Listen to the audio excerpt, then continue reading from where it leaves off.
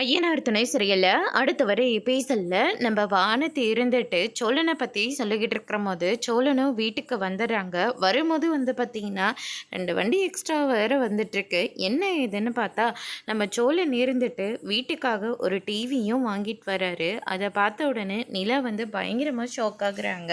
இல்லை நிலா, நீ வேற அட்வான்ஸ் வாங்கிட்டு வர சொல்லிட்டியா? அதனால தான் திருப்பி இந்த 20,000 கூட நான் 2 ட்ரிப்பு ஓட்டேன்னா கூட அடைச்சி விட்டுடுறேன்.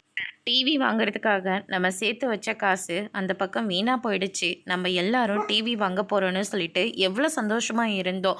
ஆனால் இப்போ அதே டிவியே நான் வாங்கிட்டு வந்துட்டேன். பல்லவா, நீ கேட்ட மாதிரியே வாங்கி தந்திருக்கேன்டா. உனக்கு இப்போ சந்தோஷமா அப்படின்னு சொல்லிட்டு கேட்கும். ரொம்ப சந்தோஷம்னு. ஆனால் வானதி சொன்ன தானே எங்களால் ஏற்றுக்கவே முடியல அப்படின்ற மாதிரி சொல்லிடுறாங்க. வானதியா, நீ என்ன சொன்ன? அங்கே நடந்ததை அப்படியே சொல்லிட்டியா? உனக்கெல்லாம் வேறு வேலையே இல்லையா?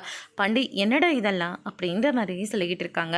பின் என்ன, நீங்கள் மட்டும் எப்போ பார்த்தாலும் என்னை ஓட்டிக்கிட்டே இருக்கீங்க, அதனால தான் நான் உங்களை பற்றி சொன்னேன் அப்படின்ற மாதிரி நம்ம வானதி சொல்லிடுறாங்க. நிலா இருந்துட்டு போத நிறுத்த வானதி, இதுக்கு மேலே ஒரு வார்த்தை பேசாத. சோழன் எனக்காக இவ்வளோ பெரிய விஷயத்த பண்ணியிருக்காங்க. தேவையில்லாமல் சோழனை பற்றி எங்கள் முன்னாடி தப்பாக பேசாத அப்படின்னு சொல்லிட்டு நிலா பயங்கரமாக பேசிடுறாங்க. நிலா பேசினதை கேட்டோன்னே வானதியெல்லாம் ரொம்பவே ஷாக் ஆகுறாங்க. என்னக்கா நீங்களும் இப்படியெல்லாம் பேசிக்கிட்டு இருக்கீங்க? பின்ன என்ன, நானும் போனால் போதுன்னு பார்த்தா, ஆனால் அதுக்குள்ளே நீங்கள் சோழனை பற்றி என்னென்னமோ பேசிக்கிட்டு இருக்கீங்க அப்படின்னு சொல்லிட்டு பயங்கரமாக திட்டிகிட்டு இருக்காங்க. அதோட இன்னைக்கான ப்ரெமோ முடிச்சிருக்காங்க.